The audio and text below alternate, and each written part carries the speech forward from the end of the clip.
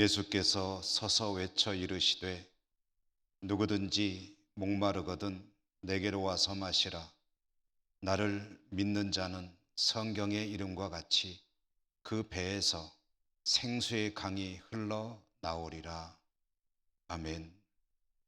자비로우신 하나님 아버지, 이렇게 복되고 거룩한 주님의 날에 저희들이 하나님 앞에 나와 예배드릴 수 있음에 진심으로 감사를 드립니다. 한 주간 동안 분주한 세상 속에 살던 저희들이 오늘은 모든 일상을 잠시 중단하고 하나님의 은혜를 사모하며 하나님 앞에 나왔습니다. 오늘도 마음과 뜻과 정성을 다해 올려드리는 저희들의 예배를 기쁘게 받아주시고 은혜 풍성히 내려 주시옵소서. 예수 그리스도 이름으로 기원하옵나이다. 아멘. 1장 찬송입니다.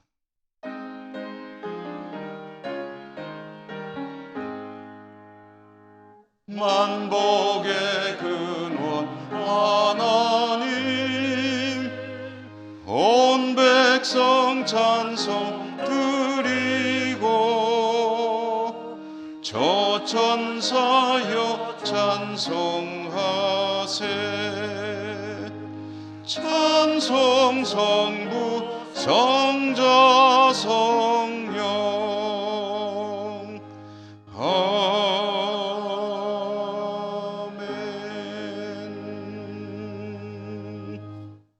고백의 기도를 드리겠습니다. 은혜가 풍성하신 하나님 앞에 머리를 조아리고 지난 한 주간의 삶을 돌아봅니다. 저희들의 삶은 여전히 하나님 앞에 불신앙의 삶이었음을 고백합니다. 우리의 입술과 눈과 귀와 생각은 육신의 정욕과 안목의 정욕과 이생의 자랑에 치우쳤음을 고백합니다. 하나님을 찾아야 할 때에도 하나님보다는 나의 경험에 따라 다른 곳을 바라보았음도 고백합니다. 연약한 저희들을 불쌍히 여기시고 용서해 주옵소서. 이 시간 계속해서 저희들의 모든 은밀한 죄와 허물들을 침묵 가운데 고백합니다.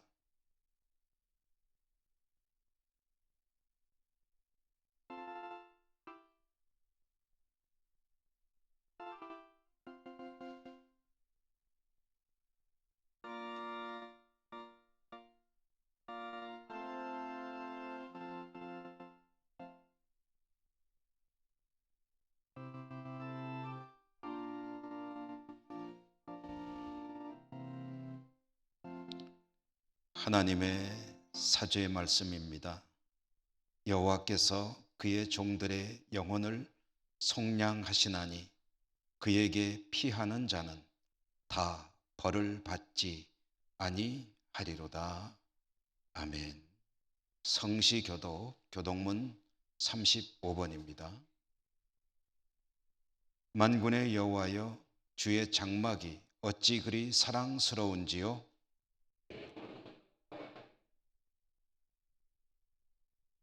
내 마음과 육체가 살아계시는 하나님께 부르짖나이다. 주의 제단에서 참새도 제 집을 얻고 제비도 새끼 둘 보금자리를 얻었나이다.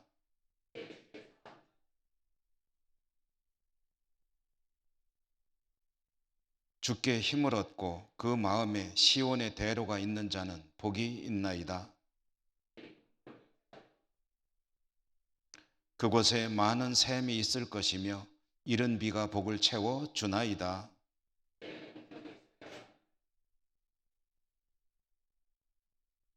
악인의 장막에 사는 것보다 내 하나님의 성전 문지기로 있는 것이 좋사오니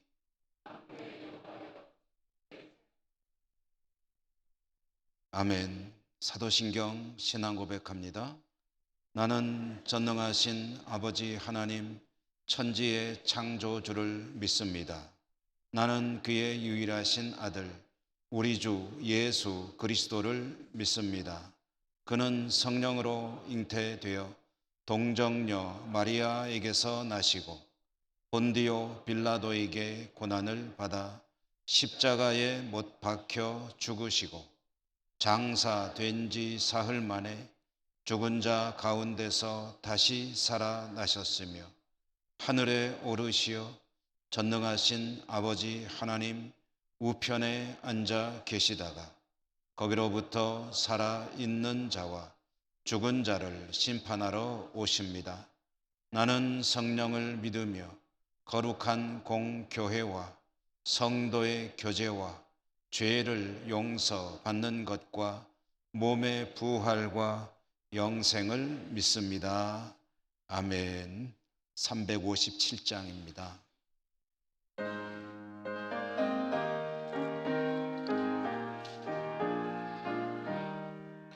주 믿는 사람 일어나 다 힘을 합하여 이 세상 모든 마귀를 다쳐서 멸하세. 저 앞에 오는 적군을 다 싸워 이겨라. 주 예수 믿는 힘으로 온 세상 이기네. 믿음이 이기네. 믿음이 이기네. 주 예수를 믿음이 온 세상 이기네. 온 인류 마귀 괴휼로 큰 죄에 빠지니 진리로 띠를 띠고서 늘 기도 드리세. 참 믿고 의지하면서 겁없이 나갈 때 주 예수 믿는 힘으로 온 세상 이기네. 믿음이 이기네. 믿음이 이기네.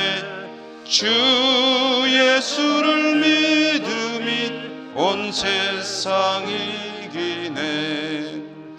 끝까지 이긴 자에게 흰 옷을 입히고 또 영생 복을 주시니 참 기쁜 일일세. 이 어두운 세상 지나서 저 천성 가도록 주 예수 믿는 힘으로 온 세상 이기네. 믿음이 이기네. 믿음이 이기네. 주 예수를 믿음이 온 세상 이기네. 최국낙 장로님 기도 인도하시겠습니다.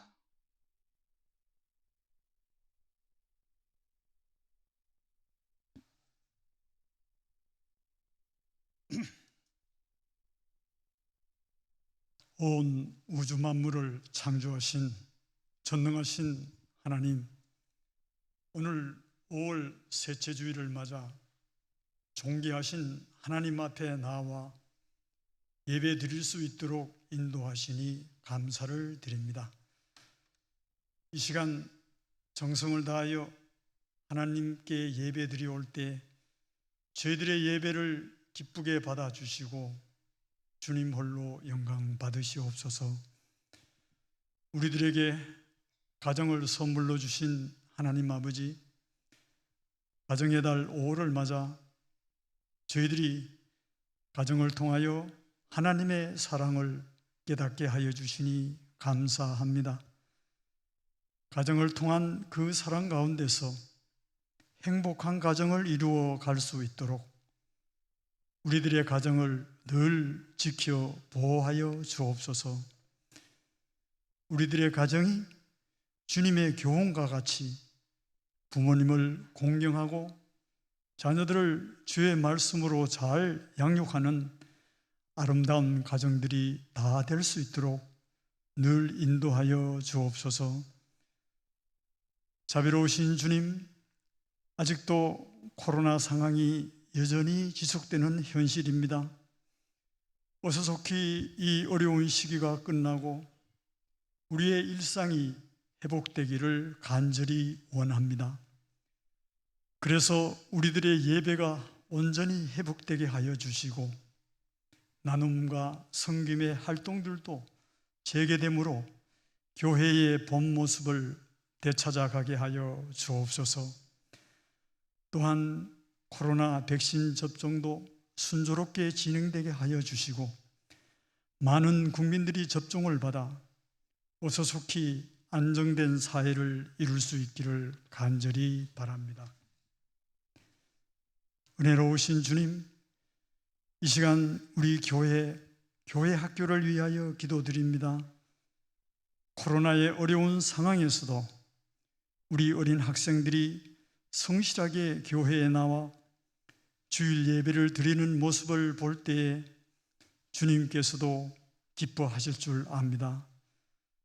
주님께서 그 어린 영혼들을 복내려 주시고 앞으로 그들이 주의 교훈으로 잘 양육받아 우리 교회와 이 나라를 위하여 훌륭한 인재로 성장할 수 있도록 인도하여 주옵소서. 또한 늘 학생들을 애써 가르치며 돌보시는 교사들에게도 복내려 주시고 맡은 사명 잘 감당함으로 주님께 칭찬 듣는 자들이 다 될 수 있도록 인도하여 주옵소서.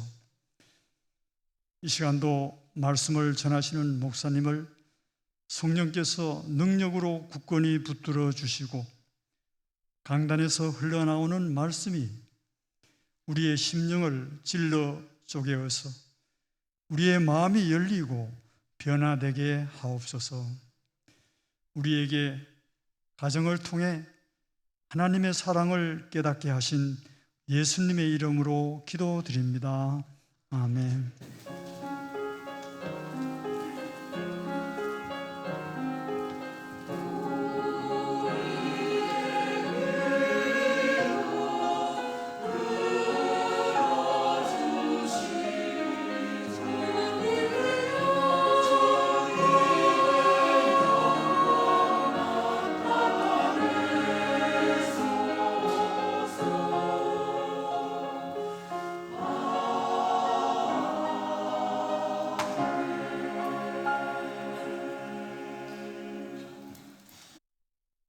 오늘 하나님께서 주시는 말씀을 봉독하겠습니다. 신약 성경 요한 1서 5장 9절에서 12절까지 말씀입니다.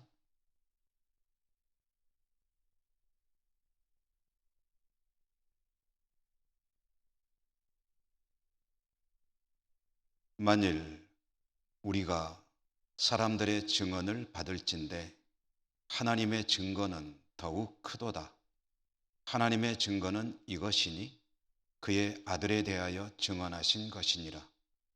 하나님의 아들을 믿는 자는 자기 안에 증거가 있고 하나님을 믿지 아니하는 자는 하나님을 거짓말하는 자로 만드나니 이는 하나님께서 그 아들에 대하여 증언하신 증거를 믿지 아니하였음이라. 또 증거는 이것이니 하나님이 우리에게 영생을 주신 것과 이 생명이 그의 아들 안에 있는 그것이니라. 아들이 있는 자에게는 생명이 있고 하나님의 아들이 없는 자에게는 생명이 없느니라. 아멘. 호산나 찬양대 찬양 하나님께 올려드리겠습니다.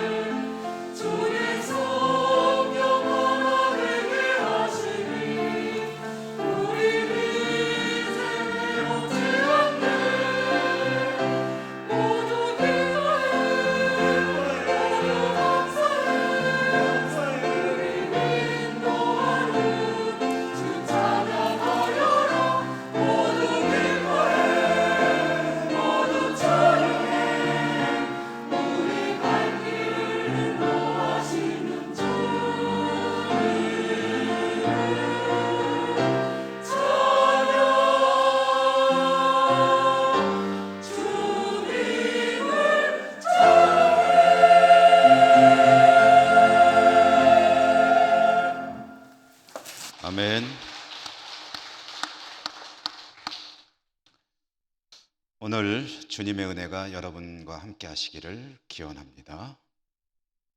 아들이 있는 자라는 제목으로 말씀을 전해드립니다. 오늘 말씀드리는 주제는 우리 인간의 가장 근본적인 문제이겠죠. 살고 죽는 문제, 삶과 죽음, 생사에 관한 이야기를 여러분과 함께 나누려고 합니다. 사람이 살다가 죽습니다. 죽는다고 할 때 그 죽음의 기준은 무엇인가? 다시 말해, 무엇이 살아있는 사람이고 또 어떤 존재가 죽어있는 존재인가? 전통적으로는 호흡이 멈추고 심장 박동이 정지되어 혈액순환이 영구적으로 이제 스톱되면 사람이 사망한 것이다 라고 판단을 했었죠. 근래 이르러서는 뇌사, 즉 뇌의 기능이 정지되는 것이 죽음이라는 그런 주장도 유력합니다. 이것은 주로 장기 기증과 관련하여 의료계, 의학계에서 중요하게 여기는 그런 기준이 되기도 합니다. 어찌됐든 영구적으로 이 이야기들을 좀 모아본다면 영구적으로 호흡이 중지되고 혈액순환이 멈추어 있으며 심장이 스톱되어 있고 뇌 기능이 또한 정지되어 있으면 신체적으로는 죽은 것이라고 할 수가 있겠습니다. 그런데 사람은 육체만으로 이루어진 존재가 아니죠. 육체와 함께 영이 있는데 그럼 영적으로는 무엇이 살고 무엇이 죽은 것인가? 영적으로 살아있고 또 죽어있는 것의 기준이 되는 것은 무엇인가? 저와 여러분 우리들은 지금 육체적으로 살아있는 존재들입니다. 그런 우리가 영적으로 살아있느냐 아니면 그렇지 못하냐 하는 그런 판단은 어떻게 할 수 있는가? 오늘 우리가 받은 말씀 12절에 보니까 아들이 있는 자에게는 생명이 있고 아들이 없는 자에게는 생명이 없다. 하나님께서 말씀하십니다. 아들이 있는 자는 생명이 있는 자, 곧 살아있는 자요. 아들이 없는 자는 생명이 없는 자, 곧 죽은 자라는 말씀이겠죠. 그런데 이 아들이 있는 자, 아들이 없는 자라는 것이 또 무슨 의미일까? 구체적으로 무슨 뜻일까? 새겨보도록 하겠는데요. 그 의미를 생각해 보기 전에 좀 재미있는 그런 이야기가 하나 생각이 나서 여러분께 말씀을 드려볼까 합니다. 제가 우리 예천교회 부름을 받아 부임하기 전에 먼저 부목사로 목회하던 사역하던 교회에는 참 많은 부목사님들이 함께 담임 목사님을 도와서 사역을 했었는데요. 여러 목사님들이 있다 보니 가정마다 자녀들도 참 다양했습니다. 여러 자녀를 둔 집도 있고 또 하나만 둔 집도 있고 그랬는데 그 부목사님들 가운데 딸만 셋을 둔 그런 부목사님이 있었습니다. 그리고 또 한 가정은 아들만 셋을 둔 목사님이 있었는데요. 그 아들만 셋을 둔 목사님은 가끔 딸만 셋을 둔 목사님에게 이렇게 말을 했었습니다. 성경에 보면 아들이 있는 자에게는 생명이 있고 아들이 없는 자에게는 생명이 없다고 했습니다. 아들이 있는 자에게는 생명이 있고 아들이 없는 자에게는 생명이 없다. 이 말씀의 의미를 새겨보려면 먼저 이 말씀이 들어있는 요한 1서라고 하는 성경이 어떤 책인지를 알아보는 것이 필요합니다. 이 요한일서라고 하는 성경, 이 책은 어떤 책인가? 요한일서는 사도 요한이 누군지 정확히 알 수는 없습니다만은 일단의 성도들의 무리들, 아마 교회겠죠. 교회를 향해서 보내는 편지입니다. 사도 요한이 기록해서 어느 성도들의 공동체에게 보낸 편지, 그것이 요한일서입니다. 그러면 요한일서를, 이 편지를 받는 성도들, 믿음의 공동체, 그들은 어떤 사람들이었을까? 왜 이 편지를 사도 요한이 그들에게 써야 했을까? 무슨 이유가 있었던 것일까? 이 편지를 받는 교회는, 성도들은 어떤 문제에 직면하고 있었는데, 그렇기 때문에 이 편지를 쓴 것일 텐데, 그들이 직면하고 있는 문제는 무엇이었을까? 아마 초대교회 대부분의 교회들이 겪고 있었던 가장 보편적이고 그리고 심각하고 힘겨운 문제는 박해의 문제였을 것입니다. 로마 황제를 비롯한 공권력과 사회적으로 받아야 하는 그 핍박, 압력, 이런 것들이 교회 공동체가 어느 교회든지 겪고 있는 어려운 문제였습니다. 그러므로 이 박해 문제 때문에 사도 요한이 이 편지를 쓴 것일까 하면은, 편지를 읽어보면 박해에 관한 이야기는 전혀 언급이 되지 않고 있기 때문에 이 편지는 박해 때문에 쓴 것은 아닌 것을 알 수가 있습니다. 그러면 무엇 때문에 이 편지를 쓴 것일까? 다시 말해 성도들이 겪고 있는 어려운 문제는 무엇이었을까? 요한일서의 편지를 받는 사람들, 성도들의 겪고 있는 문제 상황은 밖에서 교회를 향해 오는 그런 문제가 아니라 교회 내부에서 시작된, 그래서 그들이 어려움을 겪게 된 그런 안에서부터 시작된 문제였습니다. 초대교회를 이해하기 위해서 좀 기본적으로 알아야 될 그런 여러 가지 좀 지식들이 필요하고 있는데요. 초대교회에 보통 일반적으로 성도들의 구성이 어떻게 되어 있는가 하는 것을 알아두는 것이 상당히 도움이 됩니다.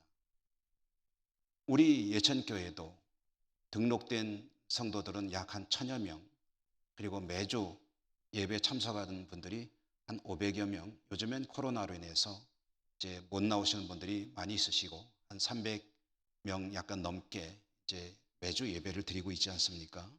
이 성도들의 구성이 그들의 신앙적인 색채에 따라서 초대교회는 대체로 한 3종류 정도의 사람들이 모이고 있었습니다. 3종류로 신앙에 따라서 나눠볼 수 있는 그 성도들의 구성, 그 3그룹이라고 할 수 있겠는데요.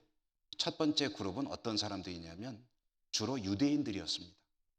유대인이다 보니까 유대교적인 사고방식을 그대로 가지고 있는, 그러면서 예수님을 믿는 사람들이었죠. 근데 이 유대교의 사람들은요, 그 예수님이 하나님이라는 것을 사실 잘 믿지 못합니다. 하나님이 사람이 되었다는 것을 잘 믿지 못하고, 또 하나님이 한 분이 아니라 3분이라는 것도 사실 잘 받아들이려고 하지 않습니다. 예수님이 메시아라는 것은 인정하더라도 하나님이 하나님의 아들을 이 땅에 보내셨고 그 사람이 되어 오셨다는 것은 잘 믿지 못하고요. 그러므로 예수님이 메시아이지만, 그러나 예수님을 믿는 것만으로 구원받는 것이 아니고 율법을 잘 지켜야 구원받는다 하는 그런 믿음을 가지고 있었습니다. 많이 들어보셨죠? 율법을 잘 지켜야 구원받는다는 그런 색채의 신앙, 유대인들이 가지고 있는 신앙이었습니다. 그런데 초대교회는 어디를 가든지 성도들 가운데 이런 유대인 무리들이 일부를 자리 잡고 있었습니다. 이 두 번째 그룹은 조금 반대편인데요. 유대인들과 항상 같이 언급되어 나오는 이방인, 좀 헬라인이라고 말하는 헬라적인 사고방식을 가진 그런 사람들도 있었습니다. 이 사람들도 유대인들과 거의 공통적으로 가지고 있는 생각이 뭐냐면 예수님이 하나님의 아들이라는 것을 잘 믿지 못합니다. 이 근본적으로 왜 그러냐면은 신이, 저 높은 데에 계시는 신이 인간이 돼서 이 땅에 온다는 것에 대해서는 이들은 인정을 하지를 못합니다. 어떻게 신이 인간이 될 수 있느냐? 그런 일은 없다. 그렇기 때문에 예수님이 하나님의 아들로 이 땅에 오셨다는 것도 믿지 못하고, 만약에 오셨다고 한다면 가짜로 왔을 것이다. 헛개비다. 이렇게 생각을 하고요. 따라서 예수님의 십자가도 인정하지 않게 되는 것이고, 말하자면 예수님을 제대로 믿지 않는 거죠. 그러면 뭐하러 교회에 나올까? 예수님의 십자가를 믿지는 않지만, 그러나 예수님의 공로를 인정은 합니다. 어떤 공로냐? 예수님이 가지고 온 뭔가 특별한 게 있다는 거예요. 그 지식이라고 보통 표현을 하는데, 그 신비로운 지식을 믿으면 구원에 이른다라고 생각을 하기 때문에 예수님을, 그 공로를 인정을 하고 교회에서 신앙생활을 해나가고 있었다. 유대교적인 사람들, 헬라적인 사람들, 이 두 종류의 사람들이 있는가 하면, 또 한 종류의 사람은 어떤 사람들이냐면 사도들이 전해주는 복음을 순전하게 받아들이는 사람들도 있었습니다. 이런 사람들이 가장 바람직한 올바른 성도라고 할 수 있겠죠. 사도들이 전해주는 복음의, 진리의 복음을 제대로 받아들이고, 그리고 그 가르침에 따라서 믿음 생활하는 사람들. 이렇게 대체적으로 초대교회는 어느 교회를 가든지 이와 같은 구조를 가지고 있었습니다. 유대인들, 그리고 유대인과 반대편에 있는 헬라적인 사고방식을 가지고 있는 사람들, 그리고 제대로 신앙생활하는 사람들. 이 세 종류의 사람들이 있는데 항상 셋으로 아니다 보니 갈등 구조죠. 여기서 이제 네 번째 그룹이 등장하게 됩니다. 이 네 번째 그룹은 어떤 사람들이냐 하면, 자신들의 믿는 바가 옳다고 주장하면서 교회 안에 머무르지 않고 교회를 떠나버리는 사람들입니다. 교회에 남아있는 사람들이 있는가 하면 교회를 떠나버리는 사람들이 있는데, 그래서 이 사람들은 분열주의자이고 분리주의자들입니다. 자신들끼리 믿음을 지키겠다고 교회를 떠난 것까지는 뭐 그렇다고 치겠는데요, 이렇게 교회를 나간 이 사람들이 무슨 행동을 하냐면 밖에서 신앙생활 잘하고 있는 교회 내에 있는 사람들을 유혹을 하는 거예요. 그래서 자기들 편으로 끌어들입니다. 그래서 교회에 끊임없이 문제를 야기시키는 사람들, 이런 사람들이 네 번째 그룹입니다. 자, 여러분, 제가 이 얘기를 왜 들었느냐 하면은, 이 요한 1서라고 하는 편지를 받는 그 성도들 또는 어느 교회, 그 교회가 지금 겪고 있는 문제가 바로 이 분리주의자들로 인해서 어려움을 겪고 있는 상황이었다라는 것을 말씀드리기 위함입니다. 그 교회에도 교회를 이탈한 사람들이 있었습니다. 이들은 주님을 부인하는 사람들입니다. 그러나 자신들의 어떤 확신은 가지고 있습니다.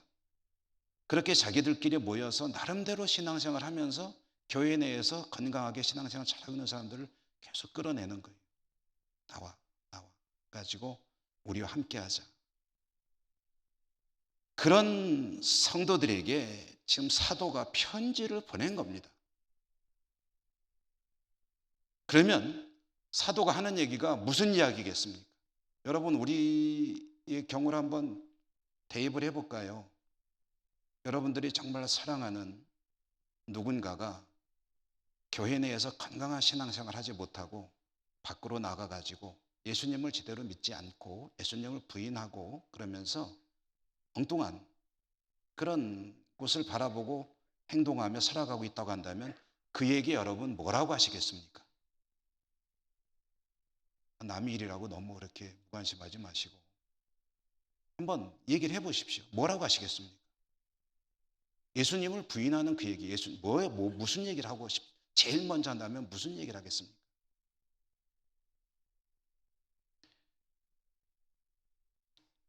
사도 요한이 편지를 보내는 공동체, 그들이 이런 어려움을 겪고 있을 때 사도가 하고 싶은 이야기, 그것은 예수 그리스도에 대한 이야기겠죠. 예수님을 바르게 증거하고 예수님을 바르게 믿어야 된다는 이야기를 강조하지 않겠습니까? 그래서 요한 1서가 시작되는, 우리는 오늘 5장 9절부터 12절까지 일부만을 아주 짧게 읽었습니다만은 요한 1서가 시작되는 맨 앞머리 1장 1절에 보면은 사도 요한은 예수님에 대한 자신의 경험을 이야기하면서 이 편지를 시작하고 있는 것을 알 수가 있습니다. 요한 1서 1장 1절을 한번 보시도록 할까요? 요한 1서 1장 1절. 여러분 화면에 나오는데 같이 한번 읽어보도록 하시지요. 읽겠습니다.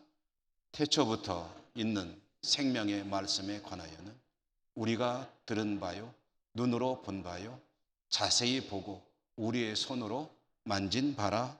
아멘. 자, 이게 무슨 말씀입니까? 이 편지를 받는 사람들이 어떤 사람들이라고요? 예수님이 우리의 구주가 되시는 참 하나님의 아들이시요, 그가 십자가에 죽으심으로 우리의 죄 문제가 해결이 됐고 영원한 생명을 부여받게 되었다라는 사실을 믿지 못하고 예수님이 하나님의 아들이신데 사람이 됐다는 것을 믿지 못하는 그런 사람들입니다. 아니면 거기에 지금 혼동을 겪고 있는 사람들입니다. 그런 사람들에게 사도가 하는 말, 첫머리에 하는 말, 태초부터 있는 생명의 말씀에 관하여는 우리가 들은 바요, 눈으로 본 바요, 자세히 보고 우리의 손으로 만진 바라. 이 말씀을 일상적인 말로 속에 들어있는 뜻을 좀 풀어서 말씀드려보면 이런 이야기입니다. 태초부터 생명의 말씀이 계셨습니다. 그분이 하나님이십니다. 그분이 이 땅에 오셨습니다.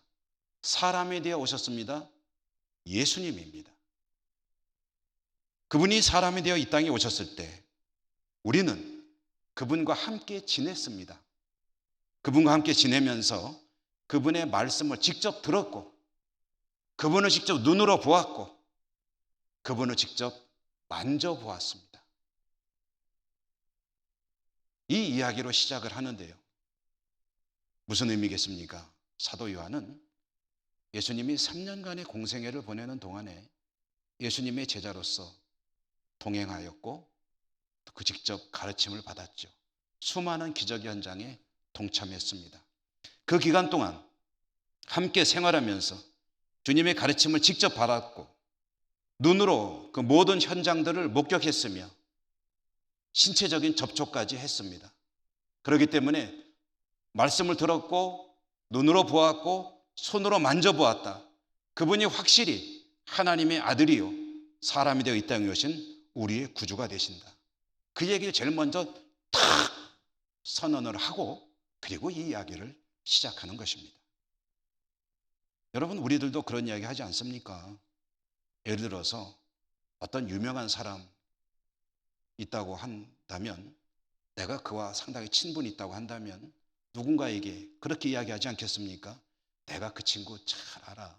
나하고 중학교 동창이야. 학교 다닐 때 보니까 야 정말 똑똑하고 뛰어났었어. 난 이런 훌륭한 인물 될 줄 알았어. 그 친구 내가 잘 알아. 하는 모든 것이 특별했던 친구야. 떡잎부터 알아볼 수 있어서. 이런 식으로 이야기하지 않습니까? 아니면은 그 친구 내 군대 동기야. 3년 동안 같이 정말 생사고락을 같이 했어. 전우야. 누구보다도 그 친구 내가 잘 알아. 아니면은 그 친구 내 고향 친구인데 어려서부터 빨가벗고 같이 시냇물에서 뛰어놀며 같이 자란 내 중마고우야. 정말 그 친구에 대해서 내가 속속들이 알지. 이렇게 말하는 것과 지금 같은 의미입니다. 예수님, 내가 너무 잘한다는 거예요. 그분 하나님이 틀림없고 하나님의 아들이시고 이 땅에 사람에 대해 오셨고 그건 난 직접 그분하고 3년간 생활하면서 다 내가 경험했다.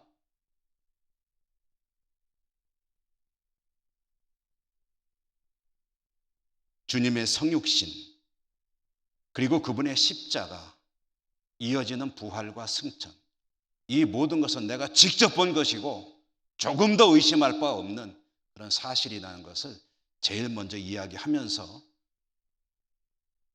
주님의 메시아 되심에, 그리스도 되심에 혼란을 겪고 있는 성도들에게 사도 요한은 이야기를 하게 된 것입니다.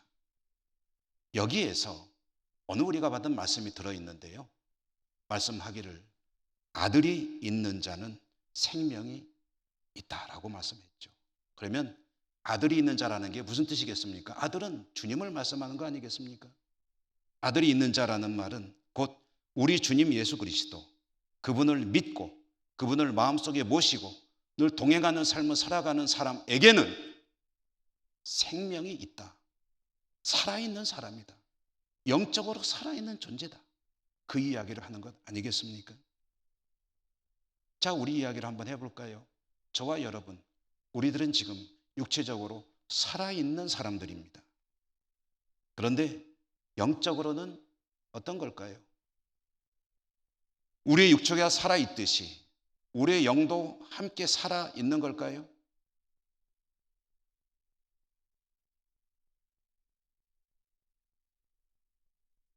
여러분 어떻게 생각하십니까? 나는 영적으로 살아있는 존재라고 생각하십니까?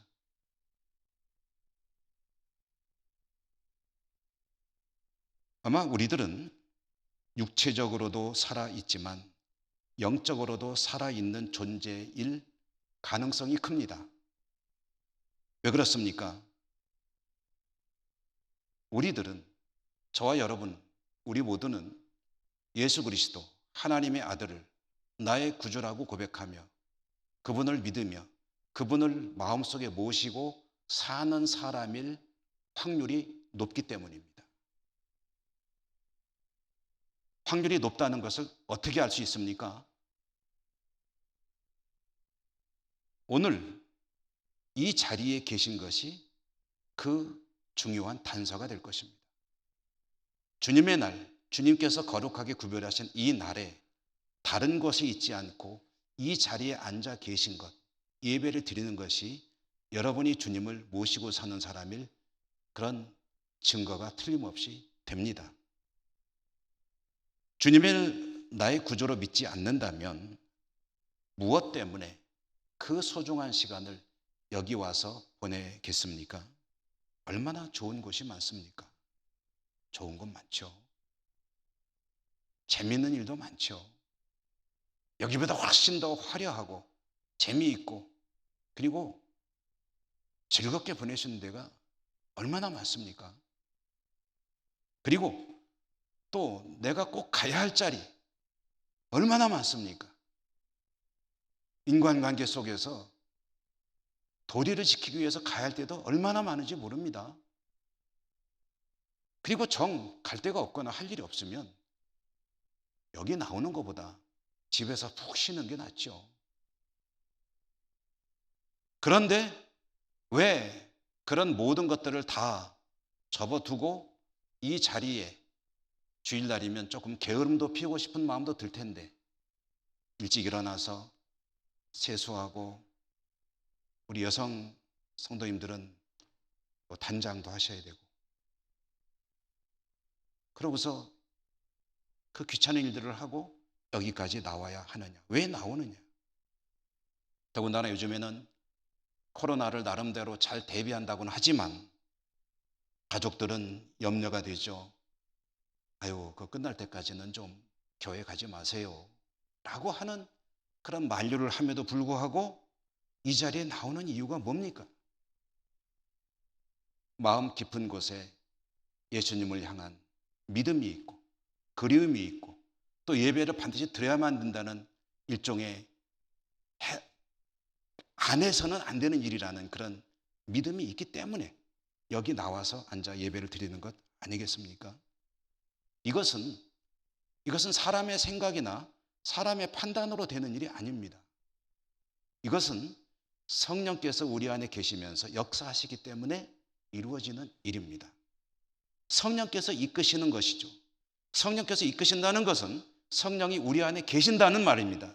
성령이 우리 안에 계신다는 것은 내가 예수 그리스도를 나의 구주십니다. 당신은 하나님의 아들이시요 나의 구주십니다. 나는 베드로의 고백과 같은 신앙 고백을 하고 있기 때문에 성령이 우리 안에 계시는 것입니다. 그러므로 저나 여러분 여기 앉아서 하나님을 예배하는 우리들은 우리 안에 주님을 모시고 사는 사람일 가능성이 대단히 높다는 거예요. 이것이 증거가 된다는 말씀입니다. 그런데 여러분, 우리는 모두 주님을 믿는 사람들일 가능성이 높다라고 했지 믿는 사람들이라고 하지는 않았습니다. 왜 그렇게 말씀드린 것 같습니까?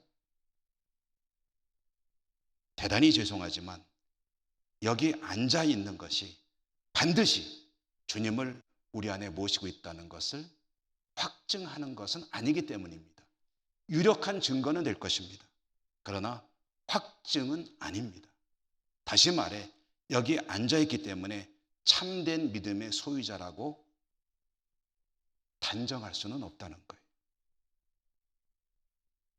주님을 마음속에 항상 모시고 살지 않아도 이 자리에 앉아 있을 수는 있습니다.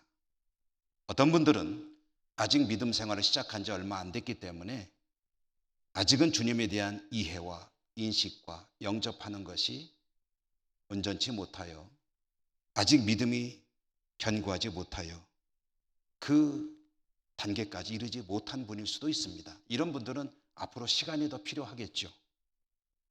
그러나 그런 경우 아니더라도 오랫동안 믿음 생활을 했다 하여도 그 내면에 주님을 모시지 못하는 경우 없다고 할 수는 없습니다. 이것은 겉으로 드러나는 모습만으로 판단하시는 일이 아닙니다. 겉으로 보여지는 모습만 가지고 그가 참된 신앙의 소유자라고 말할 수는 없습니다. 그러므로 사도는 무엇을 강조합니까? 주 예수 그리스도, 그분에 대해서 믿음을 가지고 마음속에 모시고 살아야 한다는 것을 강조하는데요.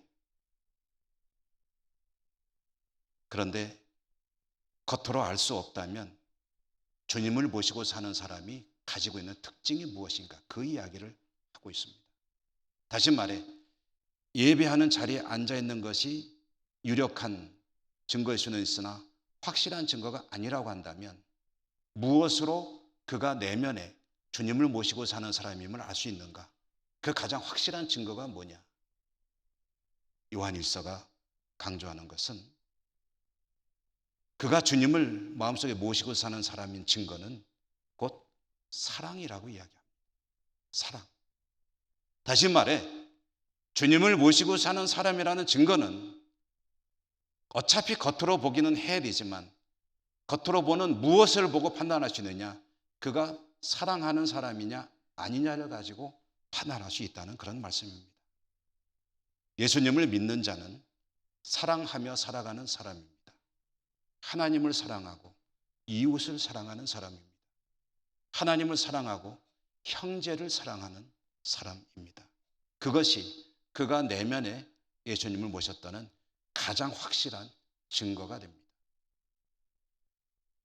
사도 요한은 우리에게도 잘 알려진 유명한 사랑의 노래를 요한일서에서 부르고 있습니다. 이 노래는 초대교회 당시에 성도들이 예배를 하며 자주 불렀던 노래인 것으로 알려지고 있습니다.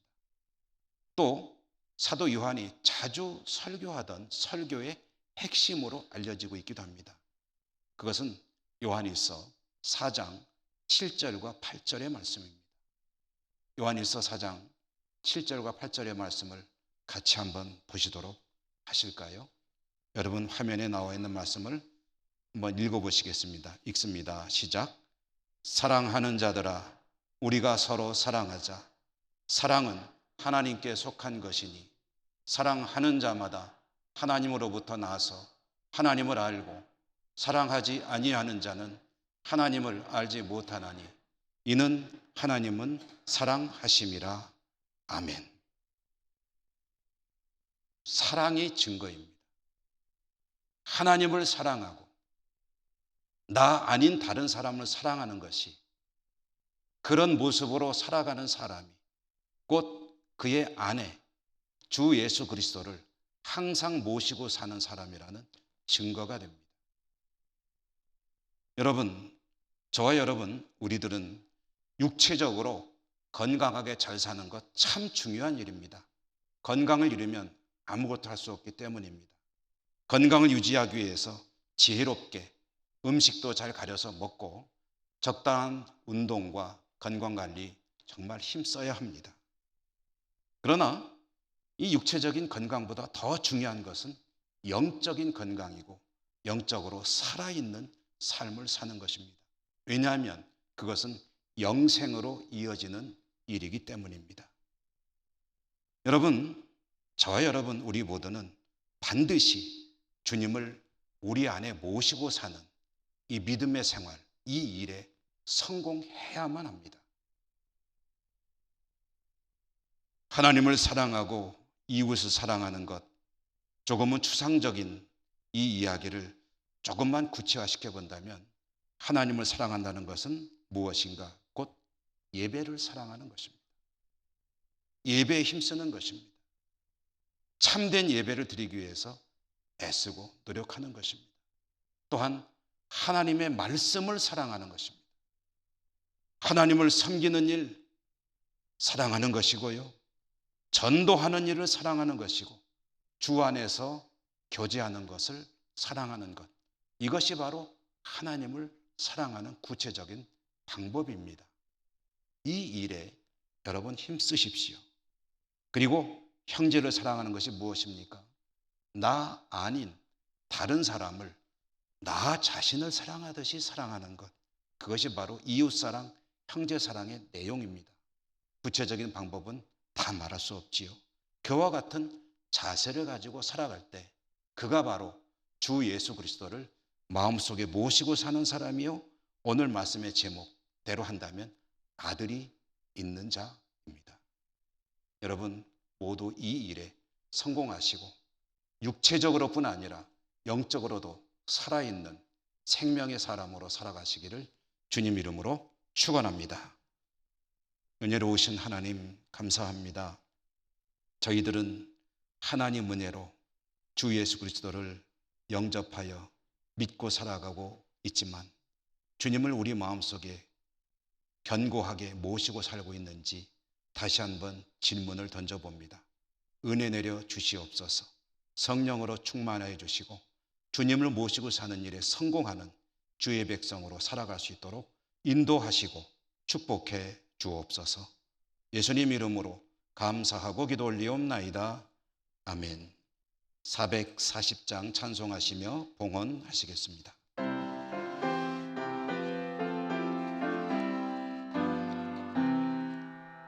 어디든지 예수 나를 이끌면 어디든지 예수 함께 가려네.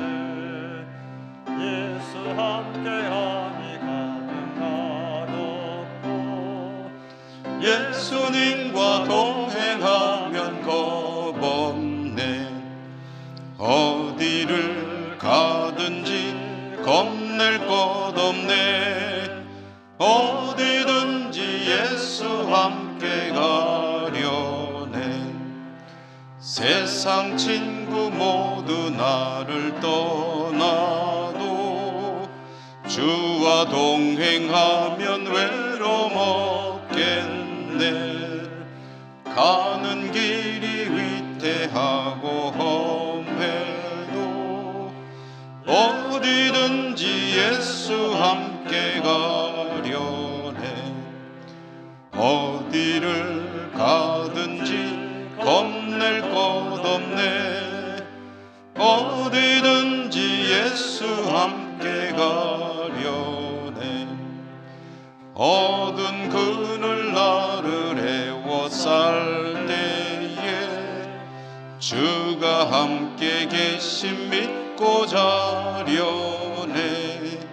죽은 후에 천국에서 깨어나 예수 함께 길이 길이 살리라. 어디를 가든지 겁낼 것 없네. 어디든지 예수 함께 가려네. 사랑의 하나님, 오늘도 저희들이 하나님 앞에 나올 수 있도록 믿음과 여건과 모든 은혜를 베풀어 주시고, 하나님을 향해 나올 때 또 빈손으로 오지 않고 예물을 가지고 올 수 있도록 저희들의 삶에 복 주신 것을 감사합니다. 하나님께 정성껏 주신 것의 일부를 거룩하게 구별하여 올려드립니다. 기쁘게 받아 주시옵소서. 하나님 뜻을 이루고 하나님 나라 확장에 복되게 쓰임받는 예물이 되게 하시고, 어려운 시대를 살아가는 저희 모두에게 또한 은혜 풍성히 내려주시사 우리의 삶이 하나님 은혜로 넘치는 삶이 되게 하여 주시옵소서. 예수님 이름으로 감사하고 기도 올리옵나이다. 아멘.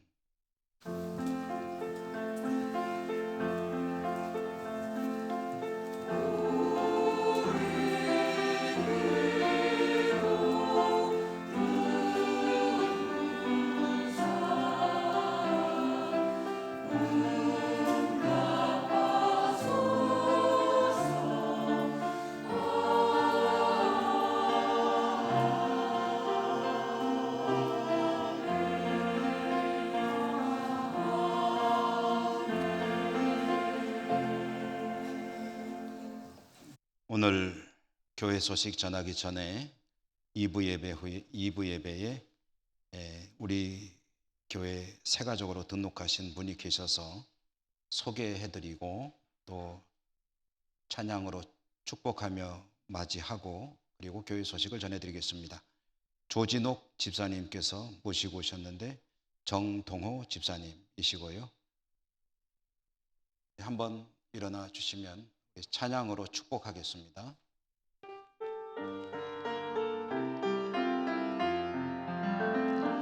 주의 사랑으로 환영합니다. 주의 사랑으로 환영합니다. 형제 안에서 주의 영광을 보내 주의 사랑으로 환영합니다. 네, 감사합니다.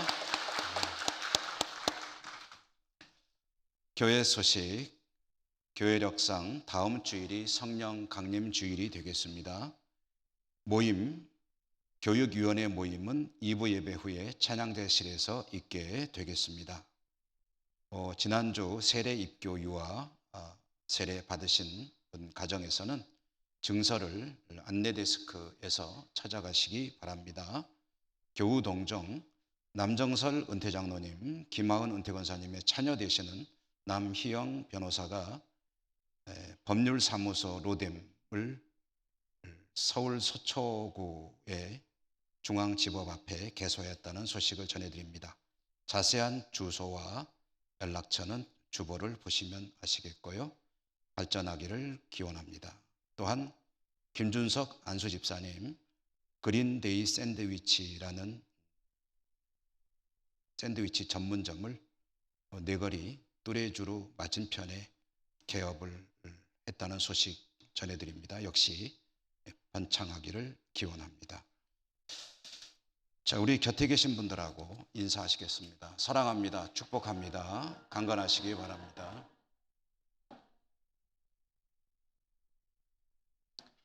주기도성과 축도로 예배를 마치겠습니다.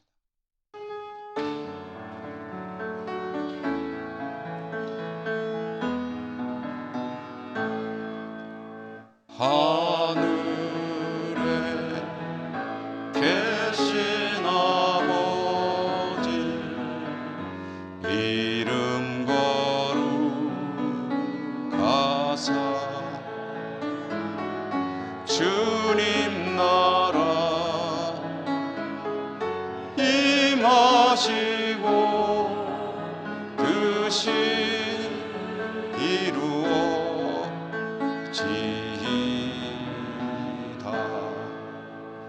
이려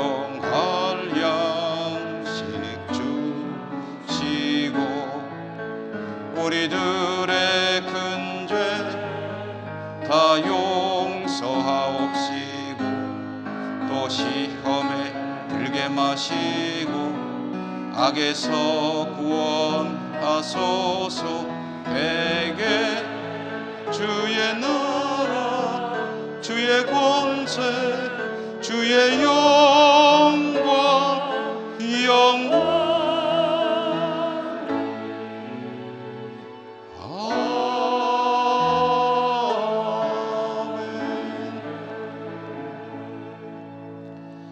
사랑의 하나님, 하나님의 백성들, 하나님을 예배하고 이 세상에서 한 주간 살아갈 때 하나님의 안보하심과 은혜 베푸시는 역사가 늘 함께 하시기를 간절히 기도합니다. 어려운 시기입니다. 믿음으로 지혜롭게 잘 극복하게 도우시고 합력하여 선이 되고 하나님께 영광 돌려드리게 하여 주옵소서. 흩어져 살아가는 우리 모든 가족들 어디 있든지 하나님께서 또한 지켜주시고 안보하시며 은혜 내려 주시옵소서. 예수님 이름으로 감사하고 기도 올리옵나이다. 아멘. 주 예수 그리스도의 은혜와 하나님 사랑과 성령의 교통하심이 주의 백성들 머리머리 위에와 저들의 모든 삶의 자리들 위에 항상 함께 하시옵기를 축원하옵나이다. 아멘.